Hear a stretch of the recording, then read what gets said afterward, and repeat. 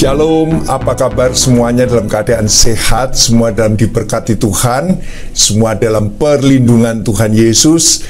Itu yang menjadi doa dan harapan saya, kita semua dijagai oleh Roh-Nya. Puji nama Tuhan. Pada tayangan hari ini, saya akan memaparkan firman Tuhan yang berjudul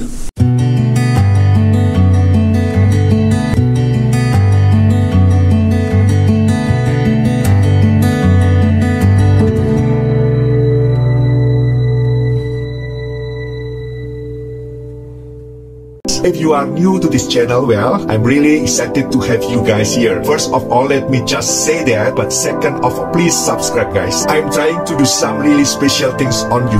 Having nothing to strike against, not causing to stumble. Artinya, tidak memiliki sesuatu untuk diserang, tidak menyebabkan tersandung. Puji nama Tuhan. What's good, my YouTube video from your friend? Of course, you guys might be following me already on my channel Thing of Soul. Stay tuned for the end of this video. Thank you so much guys for watching this video. I appreciate you guys support, and until next time, peace. Having nothing to strike against, not causing to stumble, artinya bahwa ini berbicara tentang kemurnian hati. Kiranya saudara dapat mengerti sungguh-sungguh tentang kemurnian hati. Kita akan berdoa lebih dahulu. Tuhan Yesus, berkati firman-Mu Tuhan, supaya hamba-Mu berbicara kebenaran atas dasar pimpinan Roh Kudus.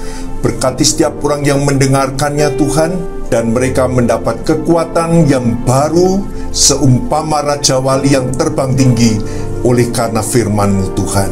Terima kasih Tuhan Yesus, biar Roh Kudus bekerja dengan luar biasa. Di dalam nama Tuhan Yesus. Amin. Di dalam kitab Filipi 1 ayat 9-10 firman Tuhan berbicara demikian. Filipi 1 ayat 9 sampai dengan 10. Dan inilah doaku, semoga kasih-Mu makin melimpah dalam pengetahuan yang benar dan dalam segala macam pengertian, sehingga kamu dapat memilih apa yang baik, supaya kamu suci dan tak bercacat menjelang hari Kristus. Menjelang hari Kristus, menjelang kedatangan Tuhan kedua kali, menjelang akan hari kiamat, kita diminta Tuhan untuk harus lebih bersungguh-sungguh, sehingga kamu dapat memilih apa yang baik, supaya kamu suci, kudus saudaraku, dan tak bercacat menjelang hari Kristus. Kata tak bercacat sebenarnya berbicara tentang kemurnian hati. Kemurnian hati dari seorang yang percaya kepada Tuhan Yesus, dia harus menjaga hidupnya kudus, suci, dan tak bercacat, atau hatinya tetap murni. Saudaraku, akibat hati yang tidak murni, Yudas Iskariot merasa dia salah pilih Yesus, karena dia berharap Yesus dapat menjadi pahlawan untuk memerangi dan menjatuhkan penjajahan Romawi. Tetapi dia tidak mengerti akan tujuan kedatangan Yesus ke dunia ini. Sehingga saudaraku, selama dia mengikut Yesus selama 3 tahun, dia akhirnya kecewa. Dan kalau kita lihat, Yudas meragukan bahwa Yesus anak Allah, sehingga dia hanya menyebut guru di dalam kitab Injil. Tambahan lagi bahwa Yudas tidak memiliki hubungan intim dekat dengan Tuhan, tetapi hidupnya, hubungannya dengan Yesus hanya sebagai formalitas saja, dan itu menjadikan dia untuk mencari keuntungan uang saja dalam pelayanan. Akhirnya dia memilih jalan yang salah, yaitu dengan mengkhianati Yesus. Dan setelah ia sadar akan kesalahannya, ia kemudian memilih jalan yang salah lain, yaitu bunuh diri. Berakhir dengan kematian yang tragis. Karena apa? tidak memiliki hati yang murni.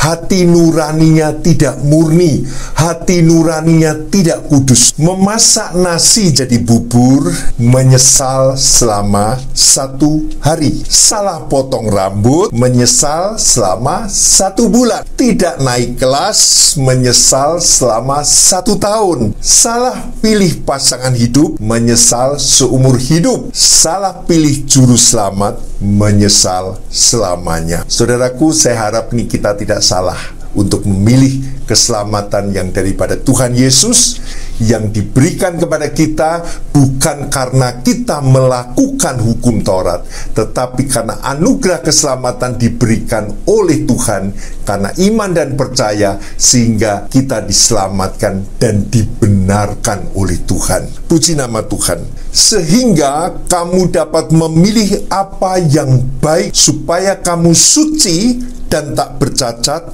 menjelang hari Kristus. Menjelang hari Kristus banyak pilihan, saudaraku. Dan firman Tuhan katakan memilih apa yang baik, yang berhubungan dengan kekudusan, yang berhubungan dengan hati nurani yang murni, yang tidak bercacat. Saudaraku, banyak orang bisa salah pilih bisnis, banyak orang bisa salah memberi keputusan, banyak orang bisa salah berstrategi, saudaraku. Karena apa? Dia tidak mengkaitkan dengan kesucian hati di hadapan Tuhan dan kemurnian hati di hadapan Tuhan. Kita harus memilih apa yang baik, yang berhubungan dengan kekudusan dan hati nurani. Kekudusan itu penting karena tidak mungkin kita menghadap Tuhan tanpa hati yang kudus. Hati yang kudus ini adalah hati yang menerima Yesus sebagai juru selamat. Hati yang kudus adalah hati yang sungguh-sungguh mengakui diri kita orang berdosa dan membutuhkan keselamatan daripada Tuhan. Hati yang kudus adalah hati yang mengikuti firman Tuhan. Hati yang kudus adalah hati yang rindu berbuat sesuatu bagi kemuliaan Tuhan. Hati yang kudus adalah hati yang menjaga dari segala yang jahat dan melakukan yang benar, baik di dalam tingkah laku maupun pikiran dan perasaan. Menjaga hati yang kudus, memutuskan yang berkaitan dengan hati yang kudus, memutuskan sesuatu yang berkaitan dengan hati yang kudus dan kemurnian hati yang tak bercacat di hadapan Tuhan. Kata kemurnian hati, bahasa aslinya aproskopos, yaitu tak bercacat, murni. Artinya nuraninya murni. Aproskopos, hati nuraninya murni, saudaraku. Orang yang memiliki hati nurani yang murni, dia tidak membuat orang marah. Amin. Hati nurani yang murni ini, saudaraku, tidak membuat orang marah atau tidak menimbulkan syak bagi orang lain. Jadi, saudaraku, kemurnian itu dapat dirasakan oleh orang sekitarnya, tidak membuat marah dan tidak membuat syak. Banyak kadang orang mengatakan sesuatu tetapi menyakiti hati orang, menyakiti orang sekitarnya, bahkan melukai dan bahkan membuat syak orang lain. Itu hatinya tidak murni. Kemurnian hati artinya tidak bercampur dengan unsur lain. Murni itu tidak bercampur dengan unsur lain. Tulen, saudaraku. Tulus, suci, saudaraku. Cinta yang sejati, yang murni itu tulus cintanya. Hatinya suci, asli. Tulen itu asli, saudaraku. Tidak dipengaruhi dari luar. Dia tetap murni, polos, dan lugu, saudaraku. 2 Korintus 1 ayat 12. Inilah yang kami megahkan, yaitu bahwa suara hati kami memberi kesaksian kepada kami bahwa hidup kami di dunia ini, khususnya dalam hubungan kami dengan kamu, dikuasai oleh ketulusan dan kemurnian dari Allah, bukan oleh hikmat duniawi, tetapi oleh kekuatan kasih karunia Allah. Bahwa suara hati memberi kesaksian kepada orang lain karena dikuasai oleh ketulusan dan kemurnian. Saudaraku, suara hati kita itu memberi kesaksian kepada orang lain. Suara hati kita itu tertulis, terbaca oleh orang lain Karena apa? Ketulusan dan kemurnian. Kalau firman Tuhan katakan suara hati kita memberi kesaksian, berarti kita harus menjaga dengan benar suara hati kita. Amin, saudaraku. Saudara bisa menguji ketika engkau di dalam kesulitan, di dalam suatu pencobaan yang engkau hadapi, suara hatimu bicara apa? Saudara, saya percaya kita bisa marah, tetapi suara hati mana yang lebih dominan? Tetap menjaga kekudusan, tetap murni di hadapan Allah, itu yang paling penting, saudaraku. Saudaraku, jangan engkau marah sehingga engkau mengatakan hal-hal yang kekal.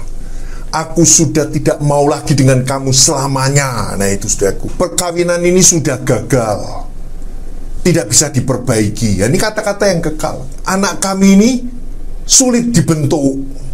Ini kekal, saudaraku. Dia nanti cari kerja akan kesulitan, biar dia akan mengalami sendiri. Ini kata-kata yang tidak baik, tidak murni, saudaraku. Ini bisa terucap, saudaraku, di dalam kehidupan kita sehari-hari. Wah, cilaka aku, bisnisku gagal. Padahal belum gagal, dia sudah mengatakan gagal. Waduh, cilaka aku, tertipu habis. Padahal belum habis, dia sudah katakan habis. Saudaraku, kemurnian hati ini dijaga, saudaraku. Karena Allah menginginkan hati kita tetap kudus dan murni di hadapan Tuhan. Apa yang merusak kemurnian hati? Kemalasan, saudaraku. Kemalasan, tidak mau melakukan apapun, tidak mau kerja, tidak mau pelayanan, tidak mau berdoa, dan hal ini seperti mengikat di dalam dirinya. Ada suatu kemalasan. Diajak berdoa dia tidak mau, diajak untuk membaca firman dia ogah-ogahan. Ada sesuatu yang mengikat di dalam dirinya, itu kemalasan. Yang merusak kemurnian hati itu kemalasan. Jadi saudaraku, lawan itu, saudaraku. Karena kemurnian hati bisa dikalahkan dengan kemalasan.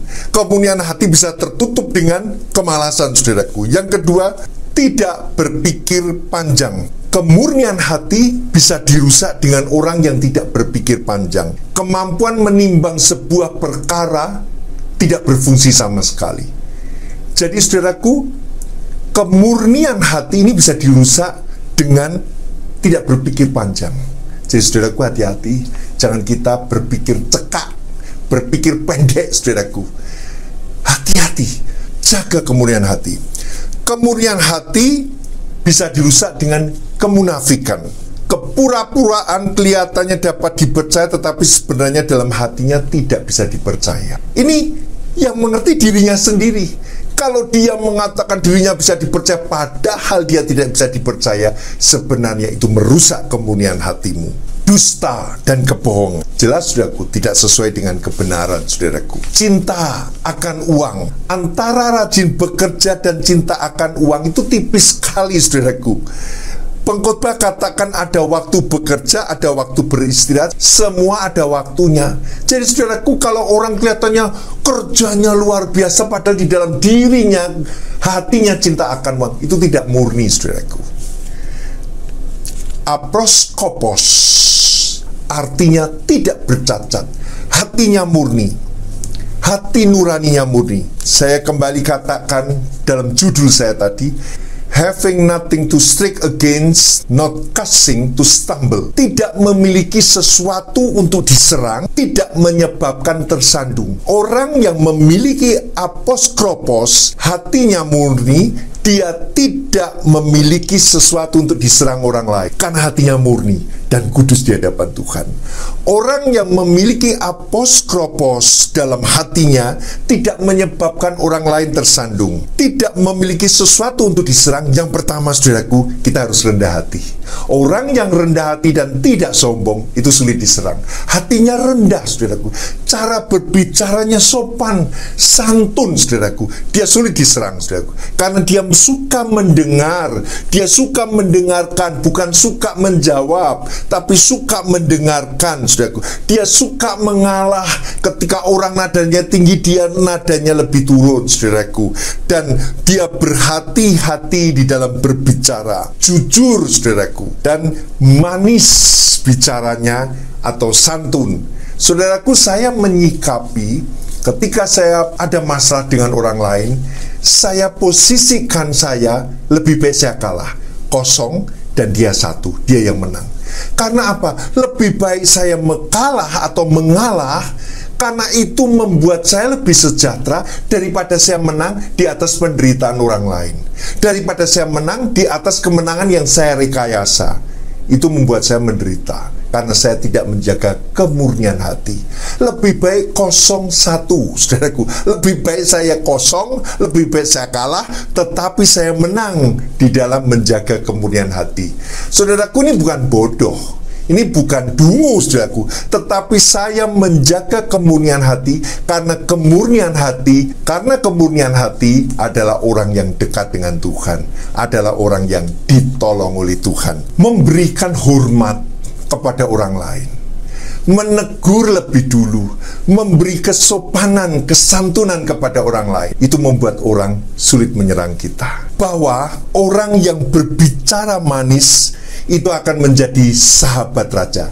Di dalam firman Tuhan ini, berbicara manis itu menjadi sahabat raja. Saudara mengerti ayat ini? Orang yang berbicara manis itu bukan manis dibuat-buat, saudaraku, tetapi memang dia kehidupannya santun, dia kehidupannya menghormati orang, itu menjadi sahabat raja, memiliki kalangan level tinggi, saudaraku. Kenapa? Dia santun, murni hatinya. Apa sebab? Karena orang senang mendengar perkataan orang yang lemah lembut, saudaraku. Saya mau katakan lemah lembut bukan dibuat-buat, saudaraku, tetapi kelemah lembutan nurani ini dari hati yang aposkropos ini, yang menjaga hati, yaitu kemurnian hati, dia akan tercermin kata-kata yang indah, saudaraku. Dalam firman Tuhan Kisah Para Rasul 24 ayat 16 dikatakan, Kisah Para Rasul 24 ayat 16, sebab itu aku senantiasa berusaha untuk hidup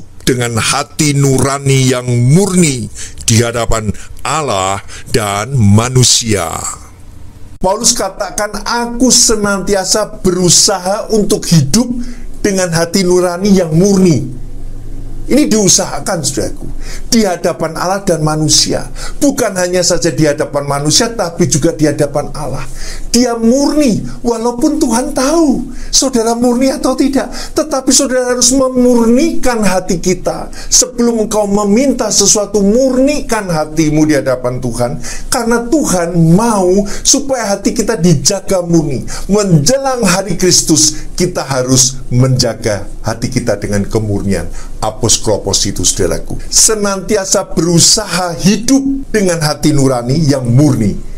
Hidupnya dengan hati nurani yang murni, saudara, dikatakan di hadapan Allah dan manusia. Mudah tidak? Tidak mudah, saudara. Ini berat, saudaraku. Tetapi menjelang hari Kristus, kita sebagai orang-orang yang percaya, kita harus menjaga kemurnian.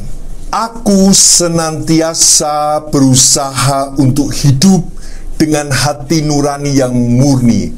Aposkropos. Hatinya dijaga kemurnian di hadapan Allah. Apa maksudnya, saudaraku? Karena ketika orang itu murni di hadapan Allah, dunia bisa mengatakan engkau bodoh.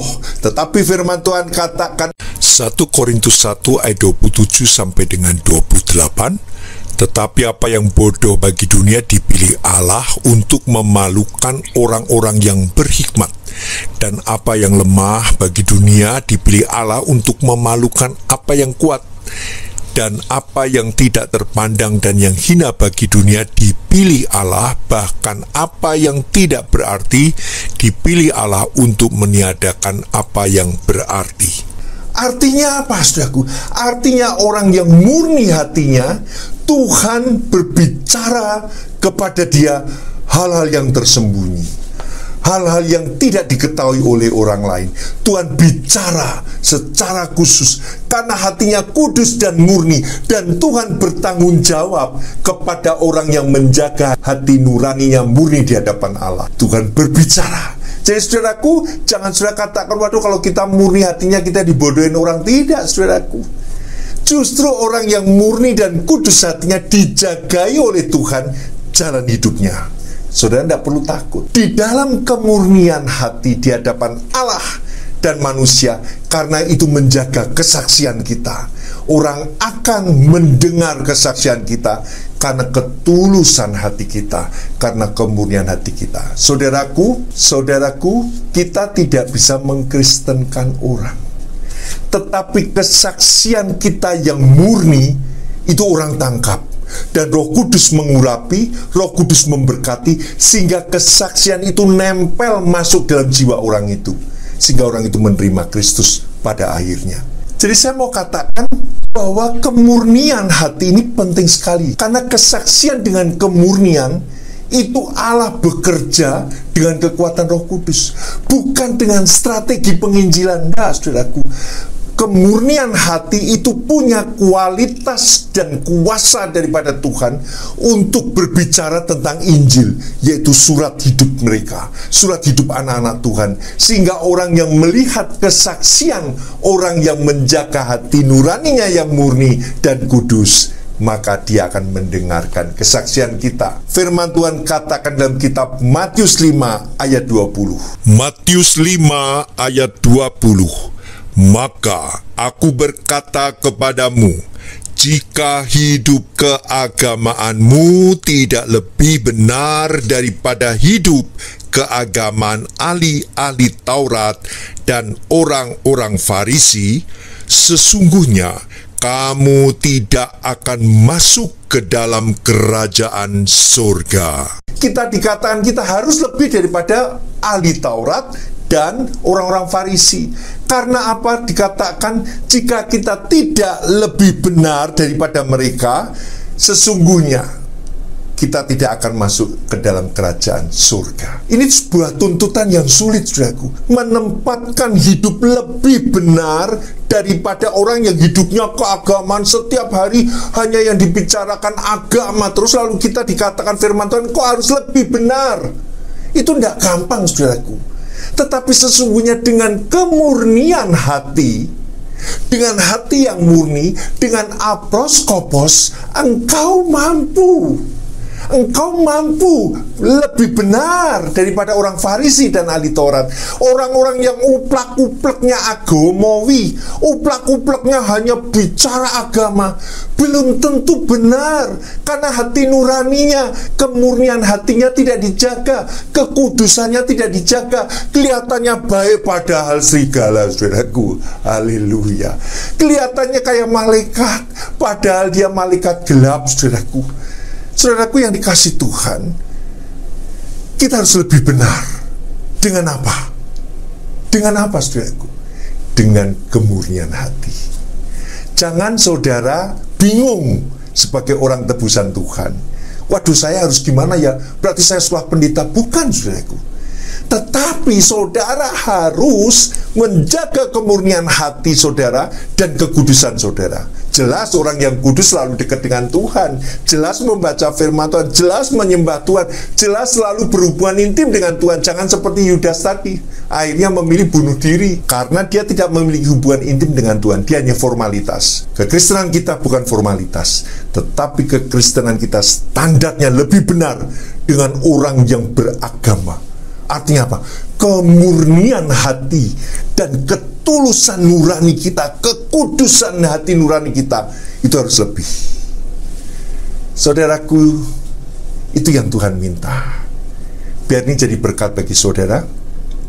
Karena dengan kemurnian hati, dengan hati yang suci, hati yang kudus, engkau akan melihat Tuhan. Matius 5 ayat 8. Berbahagialah orang yang suci hatinya, karena mereka akan melihat Allah. Artinya engkau akan melihat pembelaan Tuhan. Hati yang kudus, suci, murni, Tuhan akan tunjukkan. Karena orang yang suci hatinya akan melihat Tuhan. Puji nama Tuhan. Saudaraku, hari ini saya ingin tanya kepada saudara, saudara posisinya di mana? Kalau saudara belum memiliki kemurnian hati, aproskopos, artinya hati yang tak bercacat menjelang hari Kristus, mari kita berusaha seperti Paulus, mengusahakan hidupnya, hati nuraninya selalu dijaga kemurnian hatinya. Tuhan memberkati saudara, karena berkat itu akan datang kepada saudara, pintu akan terbuka, jalan akan ditunjukkan kepada Tuhan ketika kita menjaga kemurnian hati kita di hadapan Tuhan dan kekudusan hati kita di hadapan Tuhan. Tuhan memberkati saudara, kita berdoa. Tuhan Yesus, kami mengucap syukur biar firman ini jadi dalam nama Yesus, memberikan semangat bagi setiap jemaat Tuhan, setiap orang yang mendengar lewat YouTube ini untuk kembali sungguh-sungguh menjaga kemurnian hati dan kekudusan di hadapan Tuhan. Karena kami tahu Tuhan, menjelang hari kedatangan Tuhan, kami harus mempersiapkan hati kami tidak bercacat dan kudus. Terima kasih Tuhan, biar jemaat-Mu menerima dengan berkat dari anugerah Allah Bapa dan kasih sayang Tuhan Yesus, serta persekutuan dengan Roh Kudus memberkati hidupmu hari ini, besok, sampai selama-lamanya. Tuhan menjemput engkau di awan yang permai. Puji nama Tuhan. Amin. Tuhan memberkati saudara. Salam isi Injil dan terus laksanakan pemberitaan Injil. Puji nama Tuhan. Amin.